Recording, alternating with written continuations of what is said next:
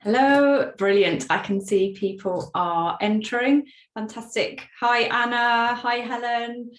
Oh my goodness, lots coming in. Brilliant, fantastic. So we've had over 70 that have wanted to attend, which is fantastic. So while everyone's just coming in, it's cooking up, we'll probably get about half of those. We all know not everybody comes. A lot of people have asked for the recording afterwards, which is fab, and this does get sent on afterwards. So just while people are coming in, I'll just say a quick hello. Also do put in the chat if you can hear me, because otherwise that would be a bit awkward for the next. Brilliant, thanks Lucy, you obviously heard. Yep, that's an awesome sign up, Lucy says, and I'm loud and clear. Brilliant, people saying they can hear me, fantastic, thank you. So I am Lindsay Taylor at Park Lane Events. Most people on here do know me, so thank you for your support. Thank you massively for your support. Yes, director of Park Lane Events. I am still here, just about. Park Lane Events will be 7 years this year. So yeah, I feel like the worst is behind us now. I know we've still got a long way to go, but still optimistic about the future. So and that's what this, I thought I would do this for. Feel free to obviously take pictures. I can't take pictures while I'm doing it. I'm obviously doing this on my own. So I love it when people share it on social media or send it to me afterwards. That's really super helpful. And yeah, do say hi. I know people are saying hi in the chat already. You can set it so that everyone can see your comments, or you can set it so that just I see your comments. But yeah, feel free to say hello. I'm from wherever, and I'll go into who's going to be on here as well. So we've got over 43 that have come in already, so that's fantastic. That's more than half as I was expecting. Oh yeah, that's still going up, which is amazing. So brilliant. Okay, let's close that down. Let's start sharing. There is so much to go through. I'm going to try and keep an eye on the chat, but I will look at that afterwards as well, so that then question and answers and things we can do afterwards. If you have got anything, do let me know as we're going along, and I'll try and keep on top of that at the same time. I get quite excited, I get quite passionate, I might go a bit fast. One thing to note is you will get sent this afterwards as well. It does go up on YouTube, and I just send you the YouTube link and you can watch that, share that, whatever. People do use segments of what I do in their own presentations at work as well, so feel free to, as I said, take pictures of the slides, use them for your own thing. And as I said, I'll send that back to you afterwards. So at least then you can use that if you like, or not, as the case may be. Wow, we've got over 50 still coming in. So that's brilliant. I'm super excited. I'm going to start sharing, and then anyone else that comes in now can just catch up. So can everybody see the big Park Lane Events logo? Because this is all I'm going to use. The slides are all here. So it's really important that you can see this. Yes, brilliant. Thank you, Katie. Hello, Katie. Brilliant. Yes. Fantastic. So done the introduction. We're all in the right place. And just to reiterate, this is why you're here at the webinar. This is what we're going to, I keep saying we, so I'm going to be going through, but please do use the comments. We are all part of this together. So you know all of this. I won't go through this part again. And I am going to try and keep it to 30 minutes. And then there is time at the end if you want to ask questions, or if you need to go, or what I call bonus time, when you have that time blocked in your diary, something finishes before you expect it to, and like, great, that means I can either get on with something else, have a nap, whatever, that's up to you. So who's attending the webinar? So as I say, please use the chat if you want to, but basically, yes, Kate, the gift of time, absolutely, my gift to you. You are here because either you are a corporate event buyer who I venue find for, or you are a corporate event buyer who I network with, but you may book direct with venues or through another agency. You may work for a venue or a venue group, venue consortium, GMC, and I may have given you an inquiry, an angry inquiry, no, just a nice inquiry, or met at an exhibition in the past, or you're an agent or freelancer and part of my peer network. You can tell I haven't done these for a little while. But most of all, you are here because it's so important for us all to keep in touch, communicate and support each other with events going forward. So sorry, you're going to see my mouse skipping about, so I'm trying to keep an eye on chat and stuff here. So yeah, brilliant. So that's why it is for everybody. It's not specifically one market segment or another. I did do that before last year when I was doing them, and it works just as well to just do one webinar for everybody and you can all chat at the same time. People have asked about would I do it with, you can see everybody like on a Zoom, and the only reason I haven't done that will put some people off attending, and I know you can turn your screens off and everything, so I'm just going to keep to it like this for now, until anything else changes. So to begin with, New Year planning events and looking forward to 2022 in the current climate. Hopefully by the end of this I'll be able to talk properly. So I've taken actually a lot, and if I've used things from other places I'll obviously say. So the HBAA wrote an article in the M&IT magazine, so I have literally just summarised some of the bits out of that because it's basically saying majority of what we all say and what we're thinking, and I'll just go over this very quickly. But basically, in 2022, in-person and virtual events will continue to be the most popular format. So a lot of this we know already. Short leads in times for the first 6 months, and the next 12 months is uncertain. Well, yeah, that's right. That is what we're aware of. Venues will continue to suffer from staff shortages, rising energy bills and supply chain issues as a combined result of the pandemic and Brexit leading to high rates. So I'm going to talk about that in a second as well. Event buyers will need expert advice and support on navigating local legislation in the wake of the pandemic to ensure traveller and delegate safety. And I think that's what these webinars, whether it's mine or anybody's, are still really important to do, just so that we're all trying to still grasp with exactly how we can do this in a positive way going forwards. Sustainability is a high priority as sustainability action plans will be implemented, and talk about that in a bit as well. And of course, collaboration, industry collaboration has been epic during the last 20 months, and this is a great example of that. There is no way I would have ever anticipated putting myself out there like this or doing anything like this when everything was face to face before, and there wasn't the requirement. I don't think we would have all signed up for things back then, pre-COVID anyway. So here we are. The nervousness is seen in the number of cancellations in the last few weeks and demonstrates how fragile the recovery potential is. Therefore, forecasting an even slower recovery for 2022, with Q4 being a real test bed for the rest of the year. Now, I disagree with that slightly, only because, yes, it is going to be a slower recovery than we anticipated, but I don't think that Q1 will be a test bed for the rest of the year. I think Q1 will be quieter than the rest of the year. But from positivity from Easter onwards due to the end of restrictions and the end of lockdowns, which we know. So all of that is behind us, really, isn't it? As far as lockdowns certainly are concerned. Some of you know as well, I've got 2 girls at school, and I was really positive in thinking that they weren't going to close the schools in January. I know that was quite a topic, but one of the things that was really apparent was obviously people not being able to work if their children are at school, and you know that's all part of the economy and everything, but the mental health knock-on effect that it has had to the children, in addition to the lack of education, that the education that they've lost, they haven't been able to catch up on, but the social side of it, I think there was a lot that was underestimated going into further lockdowns. And I am of a strong opinion that is why they won't do close downs of schools, shutdowns of schools on a national basis anyway. So obstacles and solutions explored for a COVID safe event. This is where we really want to sort of crack on and go, right, where are we at and what can we do now? Now this is actually back from July, reopening in July, the 4 tests that were required to open, and obviously you can read those there, and they've all come back up again with the Omicron variant, of course, and again it kind of shows why they haven't done a lockdown.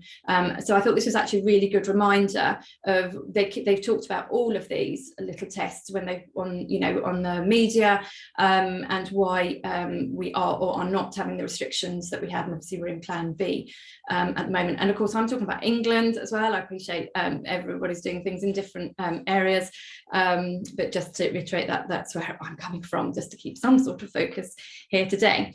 So as I mentioned, plan B, and again, just glossing over this because we all know this, so we don't need to reiterate a lot of this. We're seeing this on a personal point of view, and then just at the end it mentions responsibility of ensuring delegates test before an event lies with the organizer of the event when under 500 delegates, which is why so many events have cancelled because of corporate responsibility. Obviously companies wish to avoid a chunk of their workforce being off work, but as well as just they don't want to get them, you know, we people care about the people that they work with, they don't want to get them, they don't want to be ill, and that was obviously massive before Christmas to try and save Christmas, as we know.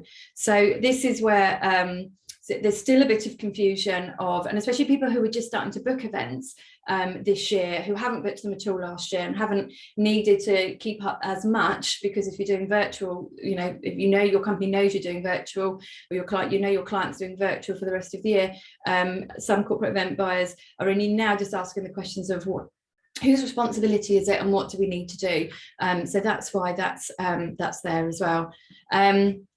So again, just to say about moving forward, this is where we're starting to open up even more, and if you've probably heard it on the news, discussions on reducing isolations to 5 days very soon, and from March we need to be living with COVID, which would mean less time off, especially if they've got that 5 days isolation, and particularly as many people are getting milder symptoms. So we're edging towards the endemic, can't say the word, instead of a pandemic, and which is where we will have to start living with it a bit more. And don't get me wrong, I've had COVID. It was absolutely horrendous. It was Christmas last year, before the vaccinations, before even lateral flow tests. I was bedridden for over 2 weeks. It took most of January last year while I was homeschooling, which was fun, to get over it. So I'm not underestimating the effects this all has on people personally and of course professionally as well.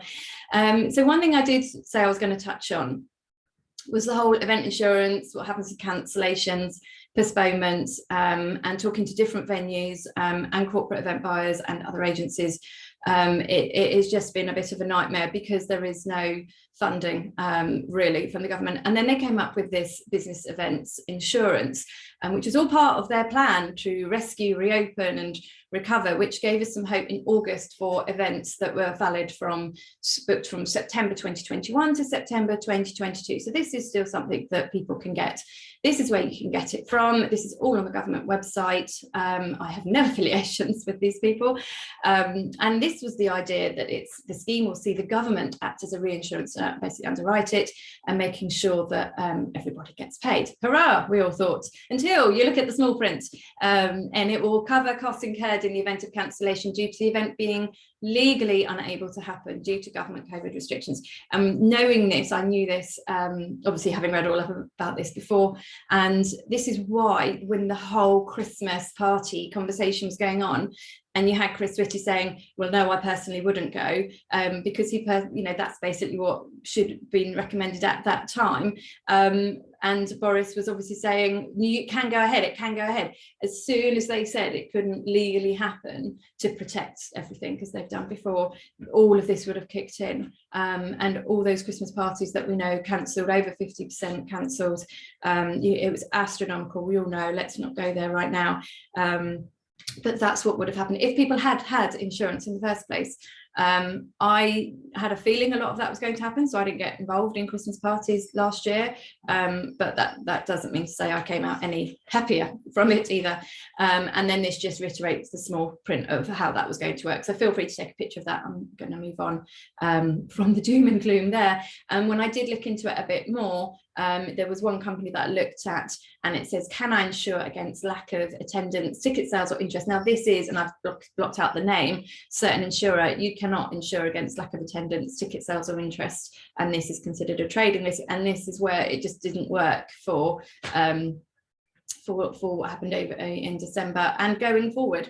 However, there are occasions where you can claim it, and this is really about getting the insurance, getting the right insurance, and what is going to be named specifically, because as you can see, that does say this includes cancellations, postponements, relocation and abandonment. So if it just gets put off altogether. And talking about cancellations and postponements, a lot of venues were able to at least say, look, you need to use it within the next, you need to have the event in the next 3 months. Some did roll over the Christmas parties till next year if they were able to. A lot kept deposits and things, and I know it's been a complete nightmare for corporate event buyers who completely understand why these charges have had to be put in place, but those that are not dealing with events higher up in the company trying to say, come on, you need to get this back, we got the deposit back last year or whatever, and venues, and rightly so, have got to put that line in the sand and go, no, this actually isn't going to be a viable business if we just postpone everything without cancellation, especially at such short notice as well. So a real tough one there. So let's go into solutions. Hurrah. So one thing, when I did the webinars last year, rather than repeating a lot of the stuff, because there's so much still to go through, and I'm nearly halfway through time-wise already, what I've done is I've listed all the webinars that I did from October 2020 to March 2021. The people, so you can, take a picture of this, take notes of this, of the people that I spoke to, go and look at it on YouTube, the companies that were offering stuff, that were able to keep going through COVID, and these are agencies and hotels. So in November, for example, I had a chat with Off Limits. We also talked that's a team building company, and they were doing socially distanced team building. At that point, it was for outside, and then do stuff inside. They've been going for years. Very reputable company. There are lots of other companies available, of course, but I had a chat with him for like 20 minutes. So there's loads of ideas there. As well, I had ideas from the event book and Evolve events, and I know it's on here today, about their virtual offerings, which again, so that was the stuff they were offering in November 2020 for further on, and so they were doing it again. So last year was the second time that they were doing all of this, and then this year will be the third time that they're doing it. So at least now we've got companies that have got this previous experience, the testimonials and everything that you want to, the go-to people, saying go to events, a brilliant one. Loads of people know them as well. There were site visits that I did as well, where you've got the Hilton Clean Stay, all of that still in practice as well. So if you're looking for hotels where they've been at the forefront of it, then these are probably good examples. Why Boston Lakes, I talk about them a lot. They were up for been up for a lot of awards as well, to do the COVID-19 practices, and again being at the forefront. And Great Foster's I visited, so that's your sort of high end, not far from Windsor Way, Country Manor property. Again, there's loads and loads of these are just examples that I was giving. So that's a list of some of the things that some options here to have a look at. And again, with in January 2021, I was talking about, one thing I've talked about repeatedly, is that we've all just got to follow certain things, and that's because of the out of control feeling that we've all had as well. So we've had to follow government guidelines obviously first, and then company policies second, and one company policy is obviously going to be different to another. Some haven't put any face-to-face events last year, and some were excited to do it straight away, and again the numbers varied with that. So it's the extra work that's required to take all of that in. And then of course emotional buy-in, that's one thing I've always said. It's about, will that person actually, the individual, want to go to that event? Can their company actually make them to a degree? No, obviously you can't make anyone go, but that there's just been so many things out of our hands, and I think that's where we need to all give ourselves a bit of a break sometimes as well, when you have so much that we've never had to deal with, never had to work with before. So do take a look at those YouTube webinars that I did before, and you can fast forward it. Each chat is about 15 to 20 minutes, but that will give you loads of ideas if you need any at all. So continue with solutions. So this is for the corporate event buyer. So this is what venues are trying to get more from corporate event buyers. It's what I'm trying to get more from. One of the things is the event even going to go ahead? And that's the big unknown, isn't it? What's the timeline of your decision making, your site visit, when this contract's going to be signed, and be clear with the budget. I know it's hard. So I don't put an inquiry to a venue without having a chat with the client about the budget. It might sound obvious, but it gives me a much better idea of what we can get, and also it gives the client a better idea of what I can get with that budget that they've given me. So I have had this event I booked in the autumn for somebody, and they weren't sure of the budget. It was a brand new client. They'd never booked an event before. I needed to tell them what a day delegate rate was and how it all worked, and their budget was about £40 to £50 a head. And I said, okay, this is what you're going to get. You're not really going to get very much for the location that they wanted, and for what what they were trying to achieve out of their event. So I said, to get what you want to achieve, you're looking between sort of 70 and 90 for a day delegate rate, where they were looking for. It was out of London. And so they went back, so have a chat and see if that come up. I thought, I'm not going to put this inquiry out there, this is too low budget. They perhaps just need to find that themselves for what they were trying to achieve. So they had a chat, they came back and they said, yeah, well, we've got a budget between 70 and 90 pounds. Booked an event, it was extremely successful. Alison, I know you're on this call at the moment, that went to Richmond Hill, and that was that went really, really well. So it is that extra discussion that we've all got to have to pinpoint it, to get it right. What needs to be communicated to book a COVID safe event to a high standard whilst the industry suffers staffing shortages? So this is the big one, right? And it is about us all putting more work in than we've had to before, which is easier said than done, I know. So I'm recommending definitely do a site visit to hotel. Not everybody does that, so that's why that might be obvious to some, but not everybody does do that or has the time or is allowed. I've had clients before that have said their bosses have said a site visit is a luxury because their boss doesn't understand the importance of it for their event. So I've done that on their behalf and fed back to them. So or they've obviously had to do it out of hours. So it is you know, so important right now. Go with a colleague or a venue finder if that's what you're using, to have that fresh eyes, have that chat about it while you're going around, and have a Zoom. If you can't make it, obviously, and it might be in the back of your mind or just time wise, have a Zoom call first with the venue, or ask for a video site visit if it's not possible for you to do it in person. And that's more and more are doing it, but I appreciate with staff that's not always possible, but majority of venues definitely want to do that. Ask questions. So you need to ask the venue more questions now. Was the venue open or closed during COVID? That will give you an idea of how new the staff are, how many of the original staff are still there as well. And for when it comes to actual events, what's the percentage of agency staff that are likely to be used? I know somebody had an event at a 5-star hotel in London. It wasn't one that I booked, and feedback was that there was so many agency staff. Some of them didn't know where the loos were to advise people. They were getting things mixed up on their trays. They were literally being trained as the event was happening. You know, how to pour a pint, all that kind of thing. So it's really important to ask those questions to get an understanding. I do recommend at the moment people do use hotels they've used before, because even if you've been there, you know that, and had an event there, you know the logistics of it all. Hopefully you'll know some of the staff, so you're halfway there by that point. It's still not a guarantee, don't get me wrong, but that is, you know, rely on those relationships. Ask about the menus. Obviously that's a massive thing at the moment. Ask if the chefs have changed, what has changed, and meet with the operational team. Now, I'm not saying meet with like 10 different people, but go and make that effort. Have Zoom with some of these people to discuss your event. I get it's a time thing though as well. So yes, I've mentioned some of the stories that we're now hearing, and therefore try not to compromise on costs if you can help it. Request recent testimonials, talk to others in the industry, use your network, stuff like this, definitely.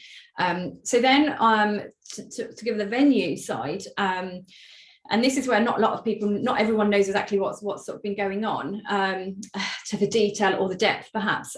So there's a PwC hotel forecast, and I've got some bits here, and it says, as you can see there, by the end of 2022 the forecast is that revenue per available room, and of course this is talking about bedrooms, in London will return to 43% and 86% of pre-pandemic levels. In the regions this figure is higher than the forecast, between 64 and 100% of pre-pandemic levels. So one of the things that I know that I've put in there is that's why a lot of places are doing shared first option, or they're putting your inquiry straight on the second option, due to the volume of inquiries and the time required of each inquiry. Because there has been so little going on because of the lockdowns, obviously we know there's massive staff shortages, and when they are only forecasting that, they can't recruit necessarily all of their staff until they know they're going to have the cash in the bank to do it, because there are no reserves. There's nothing left, obviously. Something else from that PwC report is the fact that it is going to be a difficult Q1 2022, with revenues at a reduced level, the majority of government financial support withdrawn, and rent and tax bills due. Managing cash flow and operations will be critical to ensure success for hotels across the UK. And they said that in their previous forecast, we predicted a dramatic fall in virtually every part of the sector.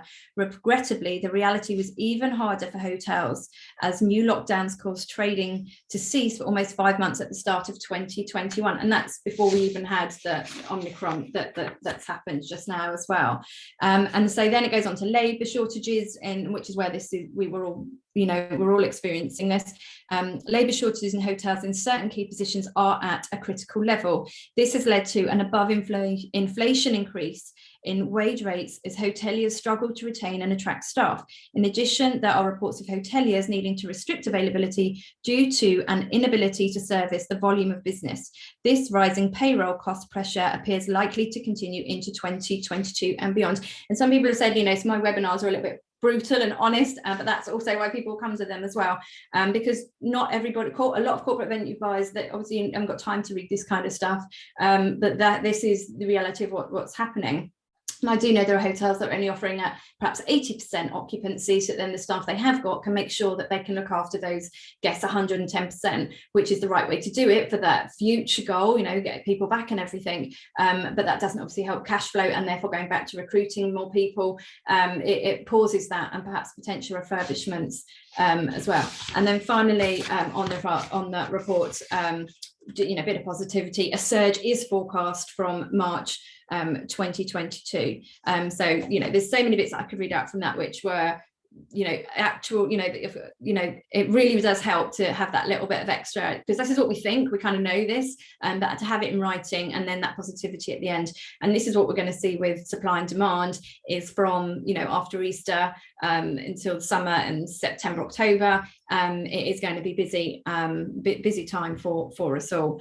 So it's just something to bear in mind to get those inquiries in, whether you can direct, whatever agencies, whether using me or whatever, get those in sooner rather than later. We've still obviously got a lot of events that have carried over from last year to this year in venues' diaries. So other things what venues are still, now despite all of that, venues are still offering flexible terms and conditions to encourage people to come in, so that is still available. So do not hesitate to use your relationships if you're a corporate event buyer, and obviously venue, you know this already. And if there are cancellations, venues are open to postponements as long as you can book it, have that booking within the 3 months, and that is all about cash flow. And that's why I wanted to read all of that out, because they're not trying to be inflexible if they haven't been able to do that. It's literally about cash flow. There won't be a venue there if they can't hold on to this. That's for sure. There are discounts available, having said that, prior to the end of March, obviously, because it's going to be all last minute now, if there are events going ahead, and I'm aware that we've got the work from home guidance in at the moment, and to give a bit of optimism, there are new hotels opening in 2022. There are a lot of hotels that have been able to do refurbishments while everything's been closed, and there are some very there's a lot of hotels that do still have their cash, especially the independent ones. A lot of the chains have obviously had restructures and selling off and everything, so then they're putting money into the ones that they've got themselves. So there's a lot of movement going on. So it's just keeping an eye on the more positive ones, which is what I try to do, obviously. And then again, even talking about Christmas, again, because some were rolled over, availability is probably going to be a bit tighter at the end of the year. Sustainability is, of course, on the agenda, as I mentioned, but do ask venues for risk assessments, use their websites. There are COVID-19 links on their pages, or a whole COVID-19 page that you can access. But one thing I do often is ask for that risk assessment, or what is your COVID policy in place at the moment, and what will be in place when this event happens, if it's even known. Obviously, it's not always known at that point. So it's about, again, asking all those questions. And also, obviously, sounds obvious, having patience when it is taking time to get proposals back from venues. Venues are working incredibly hard you've got perhaps one person instead of 8 people in an office. There is a lot of recruitment going on at the moment, but obviously that is going to take time, and things like all the cancellations last year because of what the government said just pauses things, so it can take that little bit longer. So just having that understanding support, especially with these price points and proposals going forward, and again just use your network there. So then where I can help, or agents, some people don't even know what some venue finders or event management agencies do. So I'm a venue finder. It's a free service to the event buyer, the corporate event buyer. Industry standard is 10% commission on the event, which is what I would earn once the event has taken place.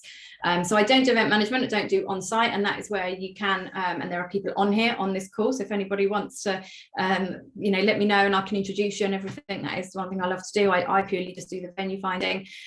So I will find the venue, arrange site visits to sign contract. Now that's a very quick version of what I do. It does take the time and all this research away from the event buyer. So use your networks, ask who's everybody using. Obviously this is my webinar, but it's about us all communicating and helping each other.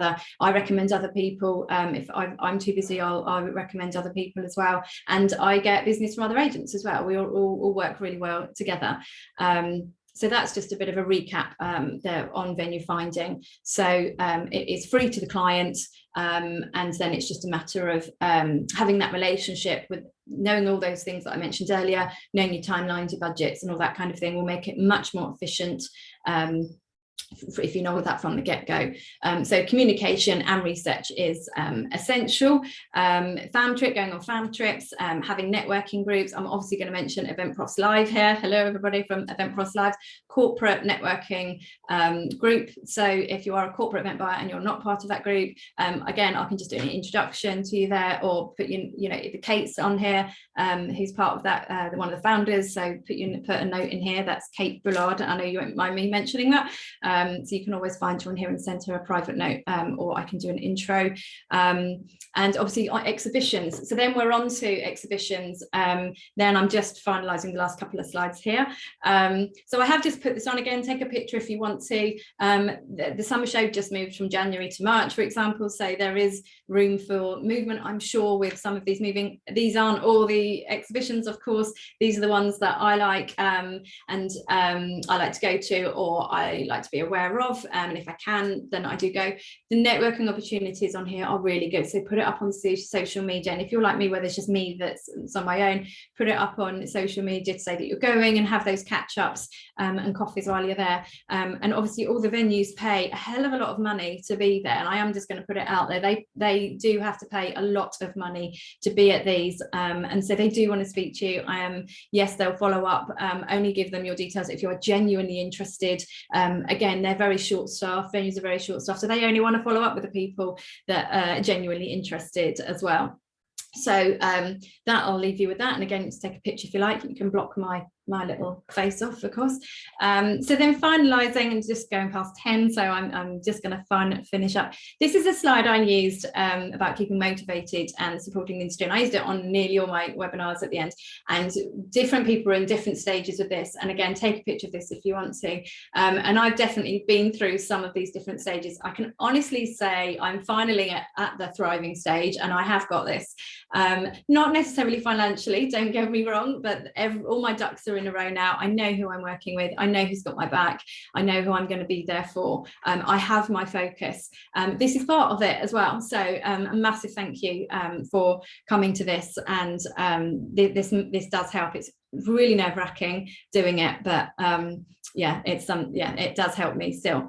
And we're also done with information overload, so I again massively appreciate you to come here, because it's another whirlwind of information, but it is taking that one piece of information at a time. I'm a big fan of time blocking, big fan of categorizing my emails, what's urgent, what's important, and pushing back and being able to say no. You've got to be able to say, there we go, learn to say no, so that we avoid that virtual fatigue, especially working from home again now.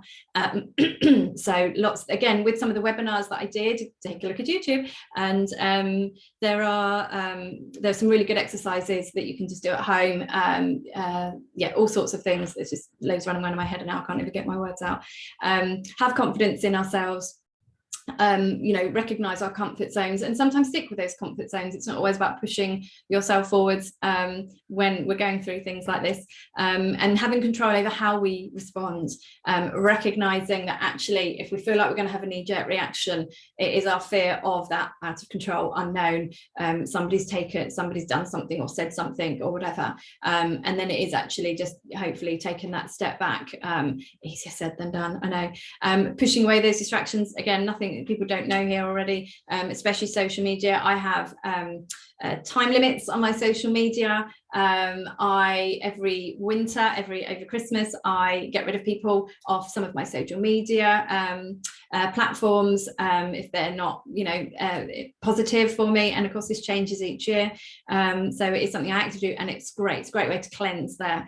And of course, therefore, looking at who is your positive influence, who are your mentors at home and at work as well. Spend more time with them and reach out to them, because what is your end goal? Is it, you know, spend more time with the family, or is it financial, peace, well-being, or all, obviously, of that as well?